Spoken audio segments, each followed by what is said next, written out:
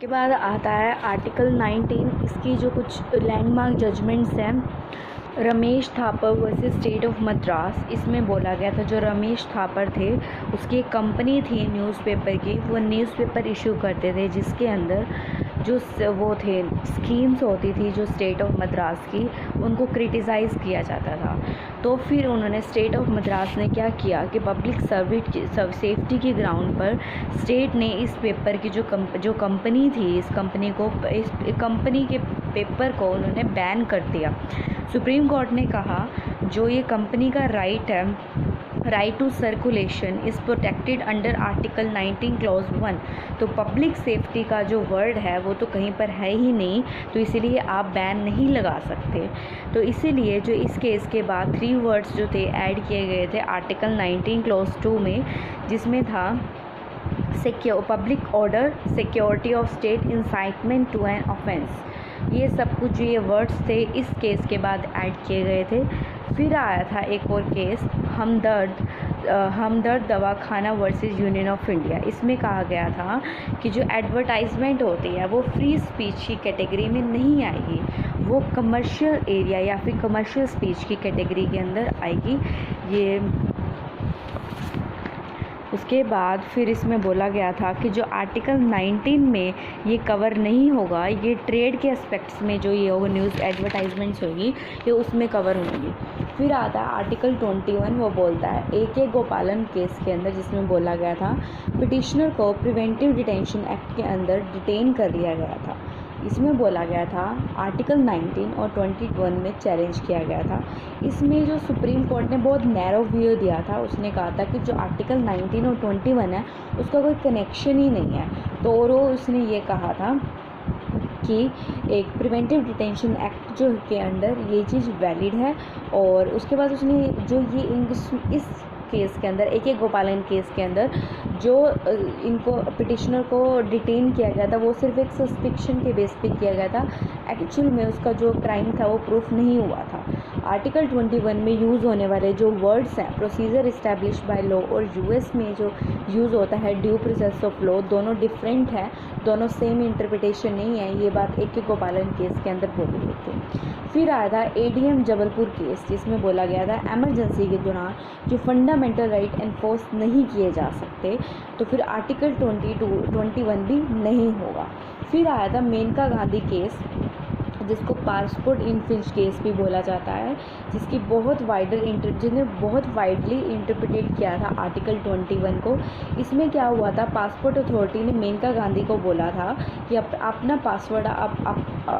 Passport आप हमें जब्त करवाना है, मतलब आप हमको दे दो, जब्त करवाना है। तो मेनका गांधी ने कहा मुझे आप पहले स्पेसिफाइड रीज़न दीजिए, रीज़नेबल रीज़न दीजिए, जिसके बाद फिर मैं करूँ। तो मिनिस्ट्री ऑफ एक्सटर्नल अफेयर ने जवाब में कहा था कि सेफ्टी के चलते हम स्टेटमेंट ऑफ रीज़न असाइन नहीं कर सकते आपको। तो फिर यहाँ पर मेनका गांधी ने आर्टिकल 21 में चैलेंज किया। तो फिर उसके बाद क्या हुआ, ये बोला गया जो आर्टिकल 14, 19 और 21 है वो इंटरलिंक्ड हैं एक दूसरे से। अगर कोई भी आर्टिकल 21 के अंदर अगर मतलब चैलेंज करता है तो उसे आर्टिकल 14 और 19 के अंदर रीजनेबलनेस को भी प्रूफ करना पड़ेगा, मतलब आर्टिकल 14 और 19 को भी सेटिस्फाई करना पड़ेगा। और इसके अंदर ये भी बोला गया था जो राइट टू ट्रैवल अब्रॉड है वो एक हमारा फंडामेंटल राइट है। उसके बाद आता है कुछ केसेस आए थे जिसने कुछ मेन टर्म्स दी थी हमको। Mohini Jain versus state of Karnataka right to education, Hussainara Khatoon और ORS versus home secretary state of Bihar right to speedy trial, PUCI versus union of India right to privacy, Olga telecoms and ORS versus BMS ORS, इसमें the right to livelihood. फिर आता है article 25 to 28, ये बोलता है, इसमें आया था SR बोमाई केस आया था, SR Bommai versus union of India, जिसमें बोला गया अमेरिका और इंडिया का जो सेक्युलरिज्म का कंसेप्ट है दोनों ही डिफरेंट है। इस जो SR बोमाई केस है वैसे भी वो सेक्युलरिज्म के लिए फेमस है। इसने बोला इंडिया में जो सेक्युलरिज्म के जो बेसिक फीचर से रिलेट करता है, और अगर जो इसे अमेंड करना चाहे या इन्फ्रिंज करना चाहेगा तो वो अनकॉन्स्टिट्यूशनल होगा। तो उसके बाद फिर आया था Mohammed Hanif Qureshi versus state of Bihar का केस, जिसमें कहा था ban on cow slaughter is not against secularism. अगर हम काउ स्लॉटर्स पे बैन लगाते हैं वो सेक्युलरिज्म के अगेंस्ट नहीं आएगा। फिर आता है अगला जुडिशरी के ऊपर, जिसने 2 प्रस्पेक्टस दिए थे। आर्टिकल 124 जो सुप्रीम कोर्ट को एक्सप्लेन करता है, उसके अपॉइंटमेंट्स को एक्सप्लेन करता है। आर्टिकल 217 जो हाई कोर्ट के अपॉइंटमेंट्स को एक्सप्लेन करता है, वो बोलता है जो सुप्रीम कोर्ट की जो अपॉइंटमेंट्स है वो कैसे होगी। आर्टिकल 124 बोलता है प्रेसिडेंट कंसल्ट करेगा चीफ जस्टिस ऑफ इंडिया से और कुछ और जजेस से जिसको नेसेसरी लेगा।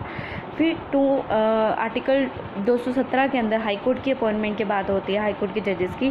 प्रेसिडेंट यहाँ पे कंसल्ट करेगा चीफ जस्टिस ऑफ इंडिया और गवर्नर ऑफ द स्टेट और chief justice of the state, इनसे ये दोनों के प्रोसीजर इस्टेब्लिश। लेकिन जो इसमें वर्ड कंसल्टेशन था उसमें थोड़ी सी प्रॉब्लम थी, थोड़ा सा मतलब राइवल्स आए थे, थोड़े क्वेश्चंस उठे थे कंसल्टेंट वर्ड को लेकर डिफरेंसेस से। फर्स्ट जजेस केस आया SP Gupta versus union of India. इसमें बोला गया जो वर्ड कंसल्टेशन यूज़ किया गया है 124 की क्लॉज 2 के अंदर और 217 के क्लॉज 1 के अंदर कंसल्टेशन कन्फ्रेंसेस को शो नहीं करता। मतलब क्या, नॉट नेसेसरी टू फॉलो, कोई ज़रूरत नहीं है कि तुम्हें यही फॉलो करना है, सिर्फ ये एक्सचेंज व्यू एक्सचेंज करने के लिए ये बात बोली गई है भी प्रेसिडेंट इन सबसे कंसल्ट कर सकता है।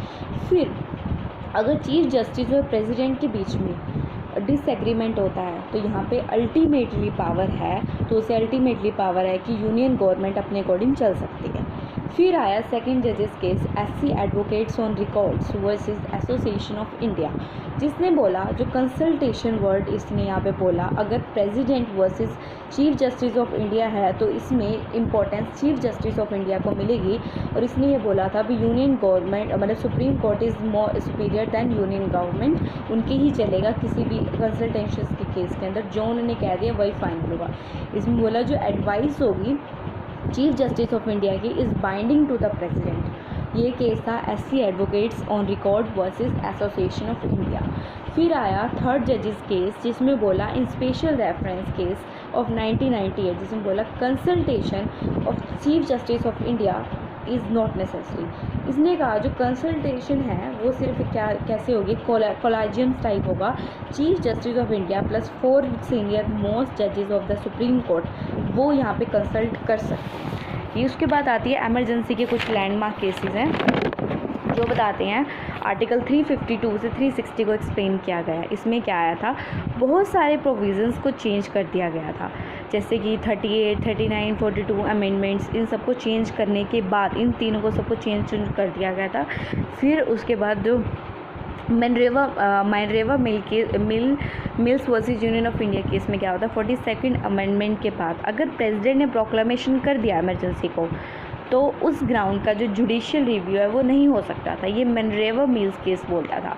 फिर जो SR बोमाई केस था, उसके बाद जो माइनरेवा मिल केस था उसमें ये भी बोला गया था कि जो ये 42nd अमेंडमेंट के बाद अगर प्रेसिडेंट ने डिक्लेयर कर दिया कि एमरजेंसी के ग्राउंड का जुडिशियल रिव्यू नहीं होगा, ये 42nd अमेंडमेंट बोलते हैं, उससे पहले होता था।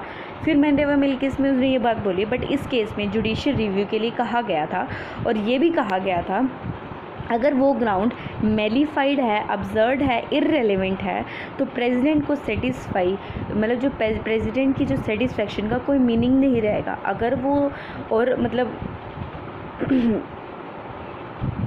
उसके बाद उसने कहा था तो और जो वो एमरजेंसी ऑटोमेटिकली इनवैलिड हो जाएगी। उसके बाद आया था SR बोमाई केस, जो इसके अंदर बोला गया था इस केस में सेक्युलरिज्म को लेकर बहुत ज़्यादा मतलब केसेस सवाल उठे थे क्योंकि उससे पहले राम भूमि का केस चल रहा था। उसके बाद इसमें आया जो सेक्युलरिज्म होता है एक बेसिक फीचर होता है, प्रेसिडेंट के पास एब्सोल्यूट पावर नहीं है कि वो उसके पास पावर है जो है कंडीशनल है, कोई वैलिड ग्राउंड होना चाहिए जिसके बेस पर वो एमरजेंसी को डिक्लेयर करे। अगर ग्राउंड वैलिड नहीं है तो एमरजेंसी ऑटोमेटिकली इनवैलिड हो जाएगी और उसका जुडिशियल रिव्यू होना चाहिए। फिर आया था आर्टिकल 368 जो अमेंडमेंट्स के बारे में बोलता है। इसके अंदर 4 केसेस आए थे जो मतलब क्वेश्चंस उठे थे फंडामेंटल राइट्स अमेंड में होने चाहिए नहीं होने चाहिए, बेसिक स्ट्रक्चर होना चाहिए नहीं होना चाहिए, उसके बारे में।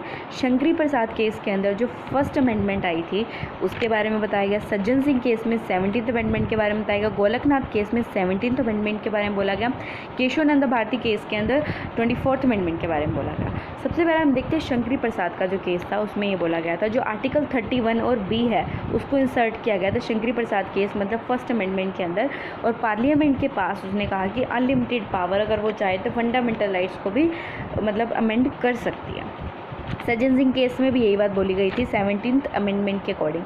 फिर जो गोलकनाथ केस था उसने ओवरऑल किया था ऊपर के दोनों केसेस को, ठीक है। उसने कहा कि जो फंडामेंटल राइट्स अमेंड नहीं हो सकते, पार्लियामेंट के पास जो अनलिमिटेड पावर्स हैं वो भी अनलिमिटेड पावर्स भी नहीं है।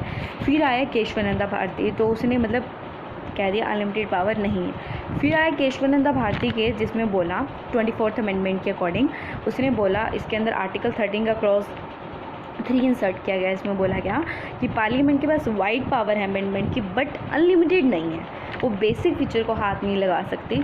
ये थे हमारे कुछ landmark judgments of our constitution.